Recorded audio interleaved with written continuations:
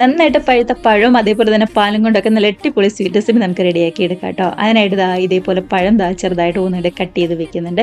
ഇനിയിപ്പോൾ നെയ്യ് ചൂടായി വരുമ്പോൾ ഇതിലേക്ക് കുറച്ച് കാഷ്നട്ടും അതേപോലെ തന്നെ മുന്തിരിയും കൂടി ചേർത്ത് നന്നായിട്ട് തന്നെ ഒന്നും കൂടി ഫ്രൈ ചെയ്തെടുക്കാം. അതേ നെയ്യിലേക്ക് തന്നെയാണ് നമ്മൾ കട്ട് ചെയ്ത് വെച്ചിരിക്കുന്ന പഴവും കൂടി ചേർത്ത് കൊടുക്കുന്നത്.